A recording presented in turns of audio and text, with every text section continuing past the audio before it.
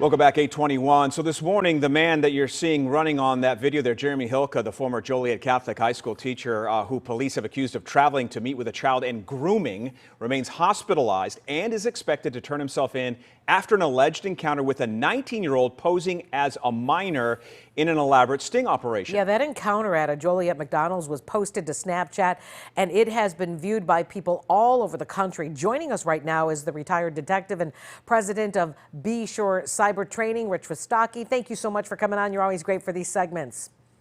Thanks for having me, guys.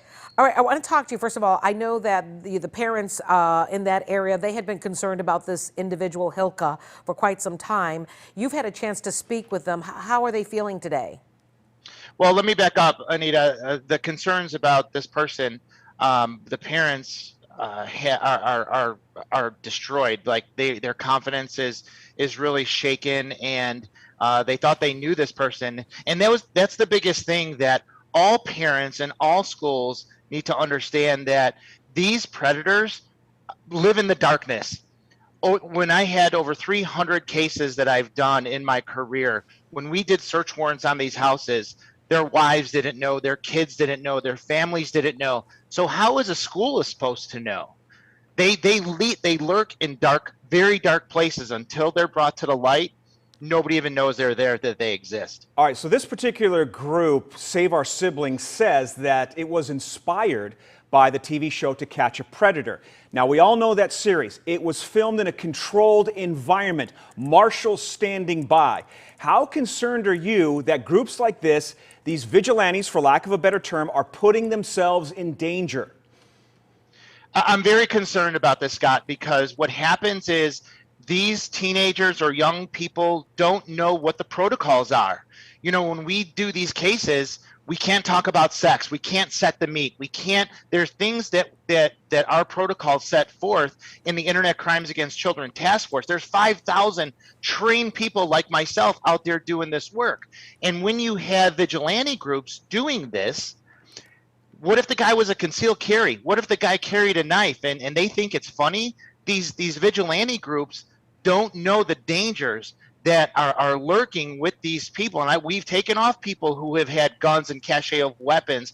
And the biggest thing, that if they are involved in this type of behavior, these vigilante groups, and then they all of a sudden start a GoFundMe page and a YouTube channel, we can't be doing this, because when people do these vigilante undercover things like they talk about, what happens is there could be Internet Crimes Against Children investigators already into that suspect, and here they just ruined a great case. Good point. That's a really So we cannot advocate for these kids doing this. It's so dangerous, and sometimes predators never stop. Okay, so if this goes awry, and To Catch a Predator, more than half of those cases were all dismissed. Yeah, so we have to be very careful when we do that.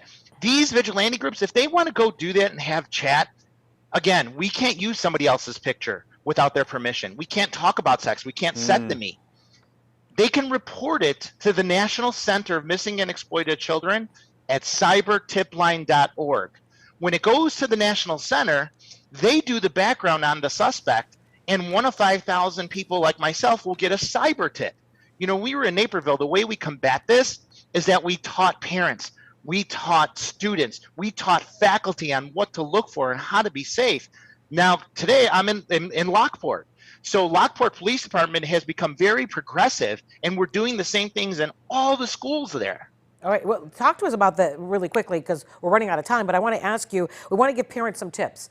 We talked about grooming. First of all, I didn't even know that was actually a charge, grooming. Yes. But what is grooming? For those who don't know, I do know, but I want you to explain it. And how do you know when it's happening to you or your kid? I mean, if there's a young person watching right now, we need to let them know what they need to look out for.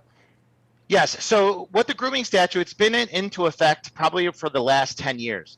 And what happens when an older person knows that they're talking to a younger person and starts talking to them about inappropriate and obscenity type of things, along with that, if they send pictures and videos, it's child exploitation online. And that's one of the laws that I have written into our state code. and it's so important for law enforcement and parents to know. But here's something that nobody really talks about, Anita, is that when parents do report or kids report something like this, we need to be training our police officers to take an appropriate cybercrimes report also. So it takes a village to catch a predator. We got to really. end it. Yeah, we got to end it there, Rich. I wish we had more time. I'd be remiss if I didn't mention that the Diocese of Joliet released a statement. They say Hilka's been fired from St. Joseph and Lockport, and he is prohibited from working for the church in any capacity going forward. So we'll stay tuned. We'll see how this case plays out. Rich, thank you so much for your time.